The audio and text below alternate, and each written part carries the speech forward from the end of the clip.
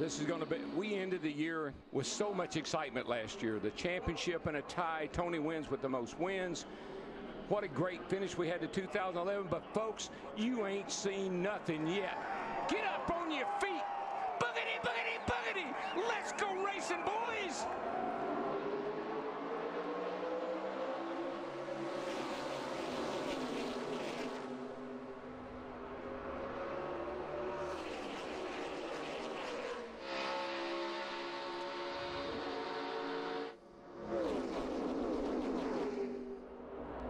Martin Truex from the pole led the drag race to turn 1, but that's Jamie McMurray, number 1 on the high side, taking the lead off 2.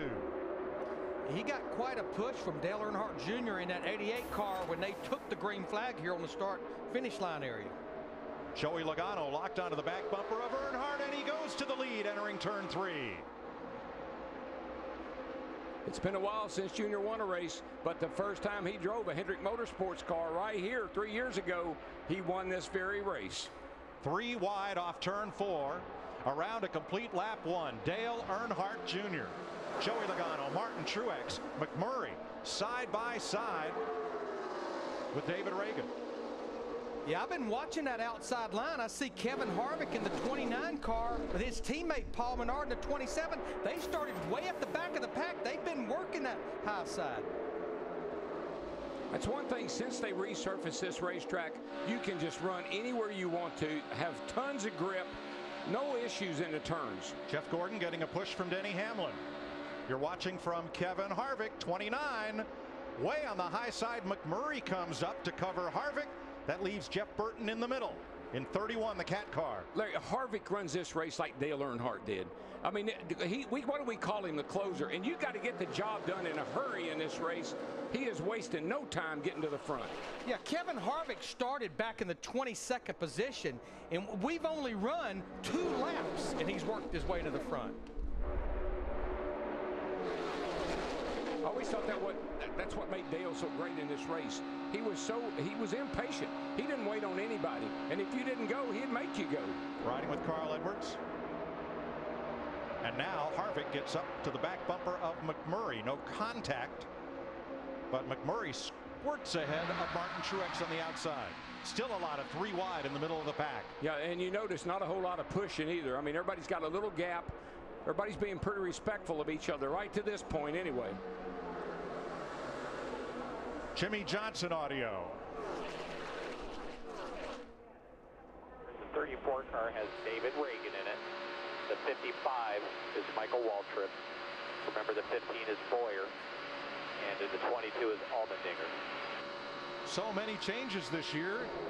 Drivers need a scorecard. Yeah, could you replay that a couple of times so we can remember? McMurray to the front for Chip Ganassi. Jamie McMurray, past champion of the Daytona 500, puts his number 1 in the wind and drops it down to the bottom of the racetrack in front of Earnhardt. That one car, Larry, pretty stout piece, I tell you. Took off and led the thing, and here he sits leading it, coming to the line. Yes, he is, but I'm looking back there. They are 3 by 3 by 3 by 3. This is the kind of pack racing Daytona fans have long been familiar with, and it's a 2-car breakaway. Can McMurray and Logano get away from this field? Doubtful. How long will it take them to run him down? There have been so many aero changes made in these cars. The rear bumper's been extended down to cut the airflow out from the car down some. The rear spoiler's smaller. Lots of aero changes. Hang on, Jamie. You've just been freight trained on both sides. But he jumps back down to the bottom behind Dale Earnhardt Jr. in 88. They cut him a break and let him in. Yeah, he knew better than to close that door because 88 was coming. And Middletown, Connecticut's Joey Logano forges to the front. Michael Waltrip on his bumper, and Harvick is right there in 3rd. And Mikey started back in, like, what, 22nd, I think it was. And here he is. So you always worry about where you start in these races. At Daytona, it really doesn't matter. The draft is so effective. Martin Truex to the top spot. Truex, Harvick, Logano. Jamie McMurray in that 1, he's not bashful about throwing a block on another driver. He threw the block on Paul Menard in that 27 right there. As this race starts to get, as everybody starts to get comfortable, Larry, we'll see it more and more and more. They'll start pushing each other a little bit more down the straightaway, a little bit more in the corner, and that's when we got to be careful. And look what happened to Truex on the inside. He had no one to draft with, and he drops back outside the top 10.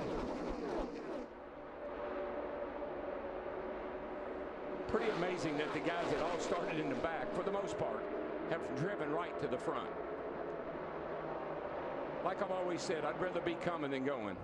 Whoa, little wobbling back there with Matt Kenseth in the 17. And Kurt Busch in the 51. And remember, Kurt Busch started at the back, and that car has no time on the racetrack. That's a backup car. He was one of those drivers involved in that crash yesterday. Turn 4, we may have a new leader. Harvick on the bottom. Nope, not going to do it. Around the high side, Dale Jr., Jamie McMurray, and Kyle Busch in the 18. 1, 2, 3. When we talk about pack racing in the way it used to be, and Michael was saying old school racing, that 88 car, he likes that. Dale Jr. in that 88 car, he likes that high line, and that used to work really well for him down here. Now teammates hook up. 29 Harvick and 27 Paul Menard from Richard Childress Racing. They hook up, and instead of all the tandem racing we saw last year, Darrell, it kind of looks like catch and release racing. I'll help you down the straightaway, then I'll let you go a little bit, then we'll get together and we'll try again. You see it right there, Mike. As you just said, Menard pushed Harvick down the back straightaway into the third turn, but he had to get off of him, and that opened the door for Dale Jr. to come right back. But one reason that they have to do that is because these cars start overheating a lot quicker with the rule package that we have right now. And they don't just start. Trouble turn 2. No. 5, 6 cars in it.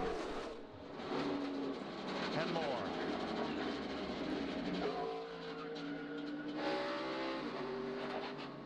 The dreaded consequence of pack racing is the big one. Yep.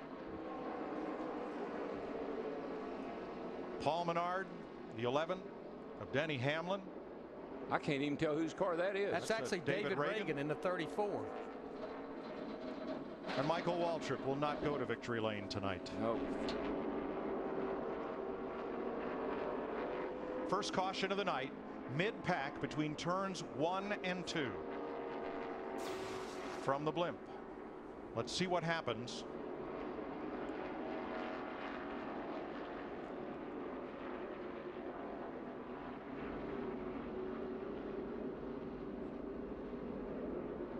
McMurray in the one coming up, and Reagan gets in the back of Menard. Yeah, that's what happened. He got down on that left side and pushed him right around. You just cannot touch a guy on the left rear corner or you're going to wreck him. Montoya and Gordon get away.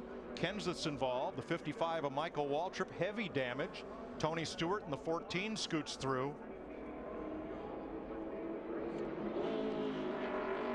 Here's another look. Watch the inside lane. The 34 and 27 is the first contact. Yeah, the 27 of Menard, he needed a break right there.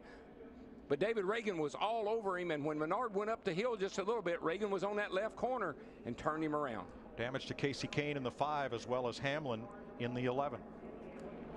Tony Stewart slipping right through that mess on the bottom there, and here comes Jimmy Johnson slipping along.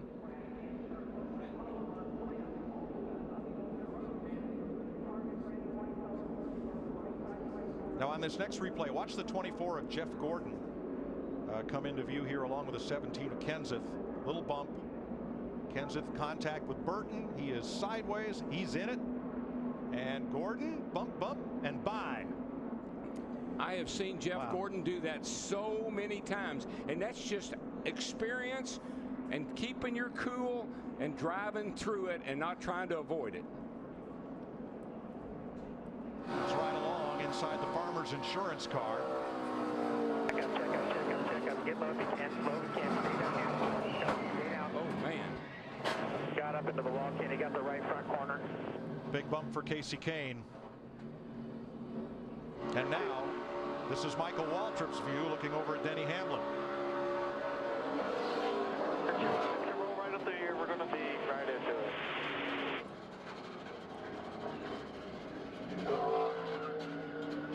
Not so pretty pictures from our new Fox side view cam on Michael's car. Jimmy Johnson, 48. 25, try Johnson does a nice job, just like his teammate Jeff Gordon.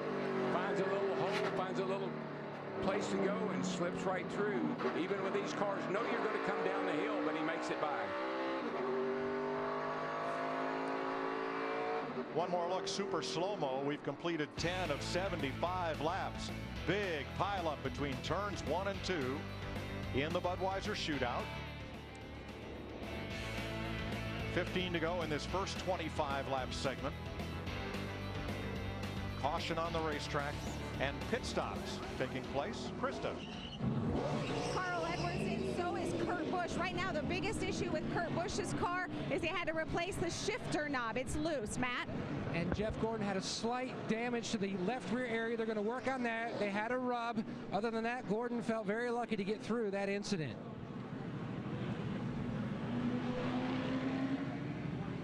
The hood is up on Clint Boyer's car. They're working on the right front suspension, it appears. I got to believe he probably run over some of the debris in that accident. They're looking under the hood to see if there's any damage. Big pileup down at turn number 1 as David Reagan got into the back of Paul Menard and others piled in.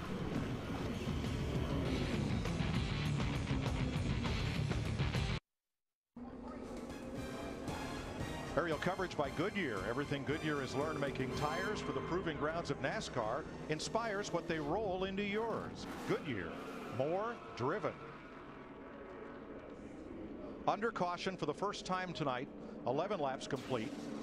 And with our Fox Super Zoom, look at David Reagan right there and how far to the left side of Paul Menard he is sticking out as they make contact. Yeah, I think we can even look deeper, Mike. You see the 27, you see the 34, but the 16, he had a little bit of a roll in that too. He got into the back of the 34 car of Reagan. I believe that shot him up into the back of Menard a little bit too. And we just heard Kevin Harvick say we can't bump each other like we did last year. And I think that may have been a chain reaction right there. Plus Biffle was too far left. That's an automatic spin out. You know, Darrell, last year they really wasn't bumping. They were just pushing. Yeah. Now you have to go up there and just bump. Get off. You got to get off. Yes. Biffle could be into the back of Reagan just a bit as Reagan gets into Menard. It looks eerily similar to the crash in yesterday's practice between Tony Stewart and Kurt Busch. It really does. And Stewart got off to the left side of Busch, gave him a bump, around he went. No contact here between the 16 and 34. And Mike, what we're seeing, it's like going back to school all over again. We finally learned how to do the 2-car tandem, got that ironed out, got it working, got it perfected. Now we go back to this. And let's exonerate Greg Biffle. Biffle did not make contact with Reagan until Menard was already in full yaw, headed sideways. Yeah, it's the front of his car looks very clean. He looks fine. Michael Waltrip checked and released from the infield care center. 8 cars involved in this pileup. We'll check in a moment and find out how many of them will be unable to return. You're watching the Budweiser Shootout on Fox.